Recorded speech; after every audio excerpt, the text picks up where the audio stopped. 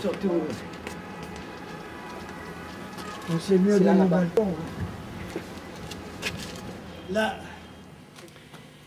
les personnalités de l'au-delà se montraient souvent coopératives au cours des entretiens. Elles étaient tantôt laconiques, tantôt prolixes. D'autres se révélaient capricieuses, sinon exigeantes. Une nuit, le vendredi 10 février 1854, Molière, qui animait la table, éprouva la fantaisie de se faire interroger en vers. Victor Hugo réclama une suspension de séance pour préparer un joli compliment dans lequel il qualifiait notre célèbre auteur comique d'astre et d'archange. Astre qui resplendit sur un double horizon, poète au Louvre, archange au ciel, ô grand Molière, ta visite splendide honore ma maison. C'était bien joli. Mais, à l'inverse des humains, le pensionnaire d'outre-tombe n'apprécia guère ces substantifs flatteurs. Il mit fin à l'entretien à l'aide de 8 vers qu'il fit transmettre par l'ombre du sépulcre. Esprit qui veut savoir le secret du tombe des ténèbres et qui, tenant en main le céleste flambeau, vient furtif à tâtons dans nos ombres funèbres crocheter l'immense tombeau. Rentre dans ton silence et souffle tes chandelles. Rentre dans cette nuit dont quelquefois tu sors. L'œil vivant ne lit pas les choses éternelles par-dessus l'épaule des morts.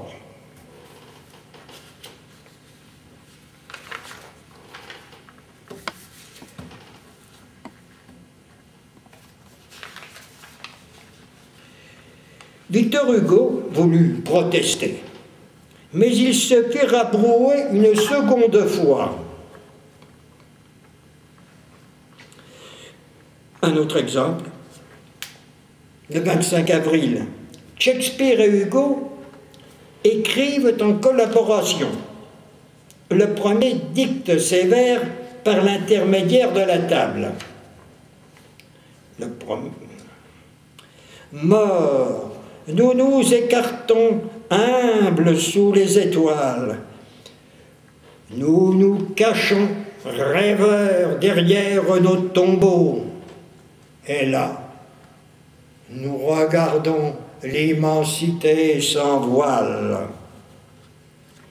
Il s'interrompt et prie Victor Hugo de composer en même temps que lui le dernier vers du quatrain. 3 minutes après, notre poète lui propose donc « L'astre éternel éteint les terrestres flambeaux ». Shakespeare prend note, enfin, si l'on peut dire, et fait connaître sa version personnelle. Sur nos astres éteints, allumez nos flambeaux. Un peu plus tard, Hugo lui demande où va sa préférence. Réponse de Shakespeare. J'aime mieux ton vers. Quelle joute exceptionnelle tout de même. La Dame Blanche. Nous retrouvons sa trace dans plusieurs pièces des Contemplations. Voici au hasard un extrait d'Apparition.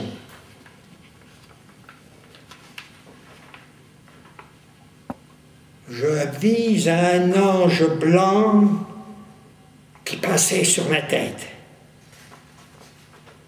Qu'est-ce que tu viens faire, ange, dans cette nuit, lui dis-je.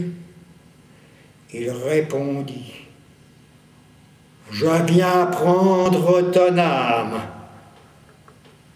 Et j'eus peur, car je vis que c'était une femme.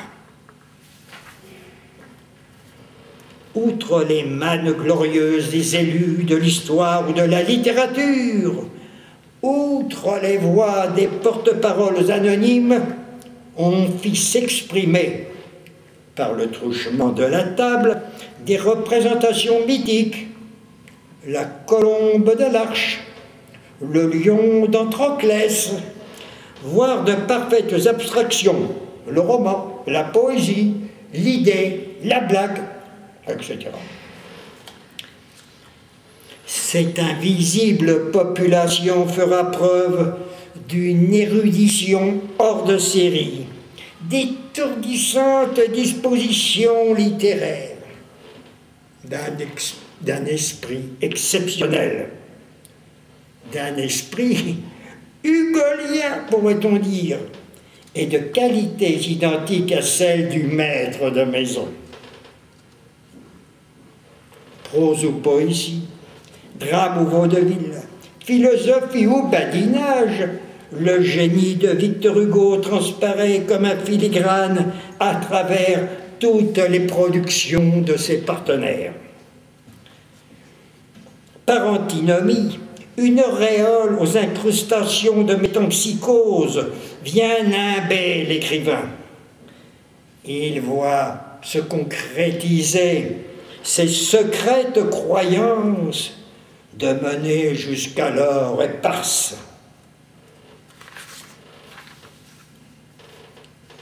Les tables l'ont convaincu qu'il y avait des âmes partout.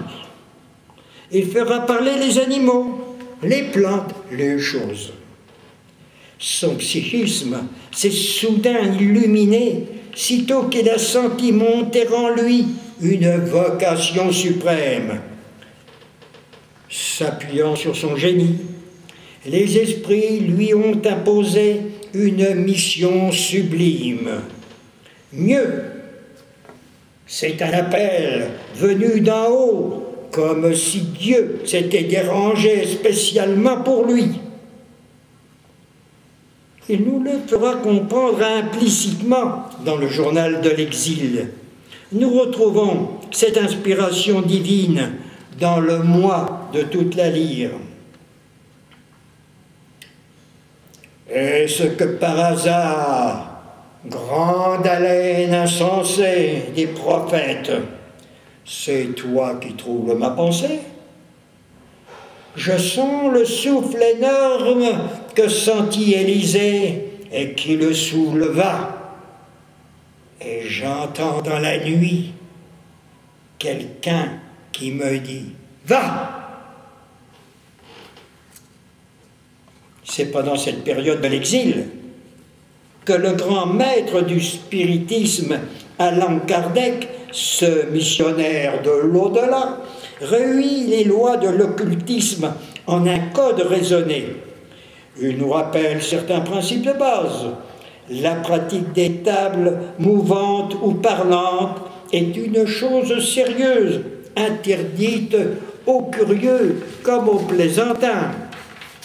Elle réclame de la patience et d'indispensables connaissances de cette science.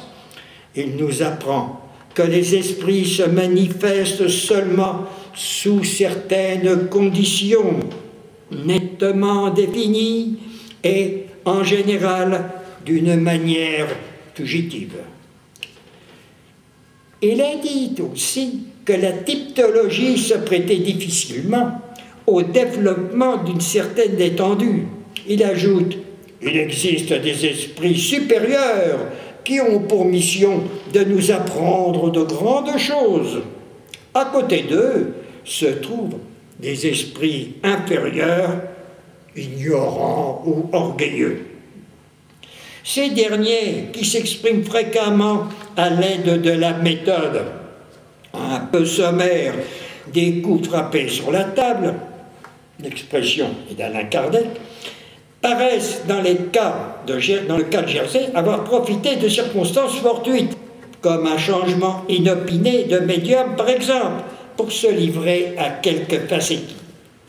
Je citerai notamment une communication du 15 mars 1854 où un prétendu Jésus-Christ s'attaque au christianisme et prône la venue d'un Messie assez inattendu.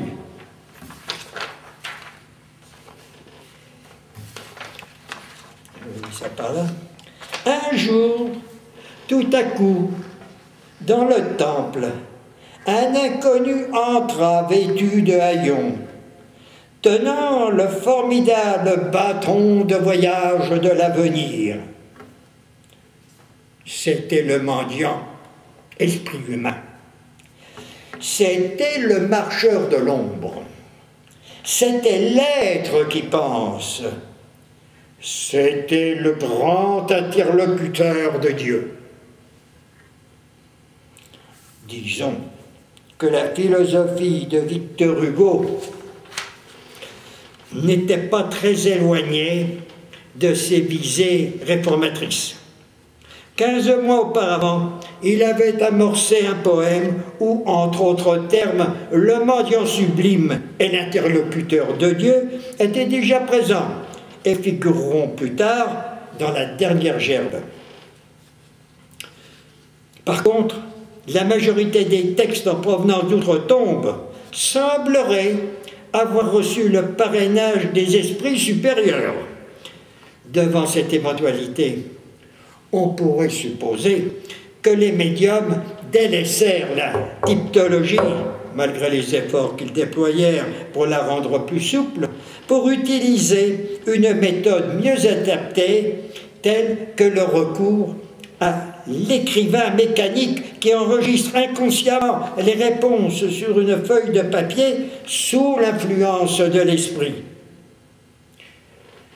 Peut-être aussi s'était-il inspiré d'une voisine, une réfugiée, Madame Mendelssohn, qui communiquait journellement avec son défunt mari à l'aide d'une planchette ronde portant sur son pourtour les lettres de l'alphabet. Au centre, placée sur un petit pivot, se trouvait une aiguille mobile qui se déplaçait sous l'action du fluide dirigé par l'esprit. Il fallait y penser. Revenons à la gracieuse entremise des esprits supérieurs pour vous faire admirer les premiers vers d'une série de splendides 6 ans que le lion d'Antroclès composa dans son antre solitaire du royaume des ténèbres à notre intention à tous, pauvres mortels que nous sommes.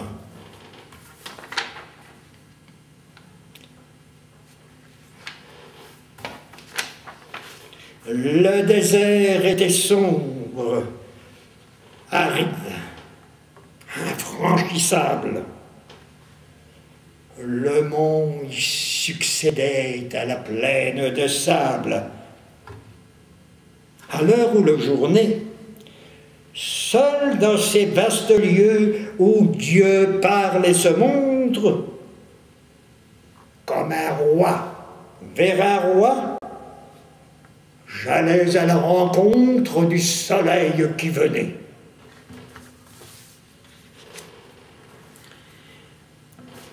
Une peur latente s'était emparée de Victor Hugo à cette époque.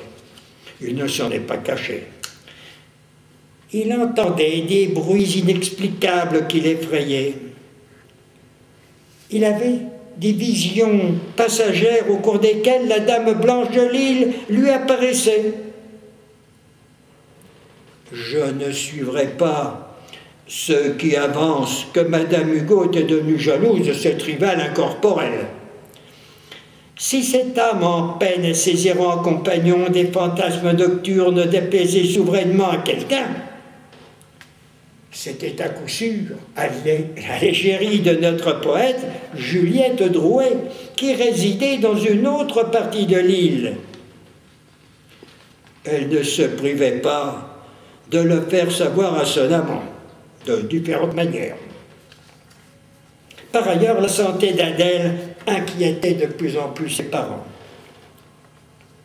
La fréquence des réunions, leur longueur, la tension intellectuelle qu'elle lui faisait subir furent incontestablement une des raisons de son futur effondrement mental. Ne firent-ils pas un rapprochement avec le malheur qui s'abattit sur leur ami Jules Alix, un membre de leur cénacle secret, qui, victime de son exaltation, devint fou furieux et dut être interné d'urgence. Voici pourquoi, à mon avis, Victor Hugo décida de mettre un terme aux séances, sans doute le 2 juillet 1855, date du dernier procès-verbal. 3 mois plus tard, pour des motifs complètement étrangers au sujet qui nous intéresse, il fut contraint de partir avec les siens pour l'île voisine de Guernesey. Que doit-on penser de ces faits surprenants, mais authentiques? Face à ses partenaires surnaturels, Victor Hugo s'étonne ou s'émerveille. On pourrait même se demander s'il n'est pas manipulé à son insu par un certain nombre de membres de son entourage, dont la parfaite connaissance des travaux du poète n'aurait d'égal que leur habileté à les accommoder à une sorte de sauce maison. Bien sûr, Madame Hugo et ses enfants omniprésents et totalement pénétrés des facultés créatrices du maître pourraient être suspectés. Mais quel motif aurait pu les pousser à agir ainsi? Comment se serait-il prêté à cette mauvaise plaisanterie alors qu'ils étaient complètement accaparés par leurs fonctions respectives? Vous me répondrez, il fallait bien tout de même qu'ils disposent d'une marge de liberté normalement dévolue à leur rôle de transcripteur. N'étaient-ils pas amenés à apporter leur contribution personnelle à la rédaction des copies qui ne comportaient, bien sûr, à leur réception, ni liaison, ni majuscule, ni ponctuation, alors que l'ensemble de ces éléments transforme le sens autant que la valeur d'un texte? Seconde observation. Peut-on penser raisonnablement que les auditeurs étrangers à la famille, néophytes des sciences métapsychiques, et peu versés pour la plupart dans la poésie, aient été à même de se rendre compte de la conformité des traductions par rapport à l'incroyable quantité de coups frappés sur le guéridon? Ainsi, lorsque la mort s'exprime, il faut transcrire une suite de paragraphes comportant en moyenne 140 mots. Autre hypothèse, si nulle mystification ne peut être scientifiquement démontrée, ne pourrions-nous pas avancer que ces manifestations ne furent en définitive que des phénomènes de télépathie provoqués par la puissance intellectuelle du maître de Mérentires, qui écrasait tout le monde, de tout son poids, la volonté de ses hôtes. L'écrivain lui-même en était conscient. Il n'avait pas manqué d'envisager cette perspective avec son fils Charles, qui était, les faits l'ont prouvé, un médium ultrasensible. La bonne foi de Victor Hugo est parfaitement établie, puisqu'il ne participait pas directement aux opérations spirites, qu'il n'assistait pas régulièrement aux réunions, et que les questions qu'il posait aux esprits attestent encore aujourd'hui de son désir d'identifier ses interlocuteurs et sa volonté de collaborer avec eux dans un souci d'expérimentation et de profitables recherches culturelles. Je ne lui ferai pas davantage l'injure de supposer un instant qu'il fut convaincu d'engager la polémique avec des mythes ou des êtres légendaires. Par contre, je pense qu'il avait la certitude de converser avec des porte-paroles dignes de foi qui lui transmettaient le message de l'inexplicable. de l'inexplicable au-delà. Depuis Guernesey, où il disait que sa maison était hantée jusqu'au terme de son existence, ceux qui l'avaient arraché au silence du sépulcre continuèrent à le harceler. À travers 1000 signes étranges, il percevra leurs appels, mais il ne leur répondra jamais plus. S'il avait été victime à son corps défendant d'une supercherie, encore faudrait-il être en mesure de le démontrer. Les prosélytes jersiais n'ayant apporté aucune précision intime de leur vivant sur leur façon d'opérer, je chercherai, à défaut de témoignages irréfutables, une preuve de crédibilité des séances sur le fait suivant. Au cours de la soirée du 7 juin 1854, M. Pinson, un jeune officier britannique, interrogea la table en anglais sur des événements d'ordre familial qu'il était seul à connaître. Or, personne parmi les assistants ne savait parler anglais. Les réponses transmises dans la langue de Shakespeare furent enregistrées lettre par lettre et néanmoins déclarées conformes à ce qui était espéré par le demandeur. On s'en tiendra quant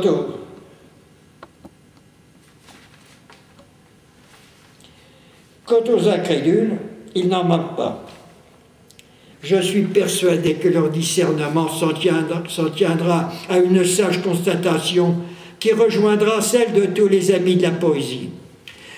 Peu nous importe le mode de suggestion qui permit à notre spirit occasionnel d'atteindre les sommets de son art.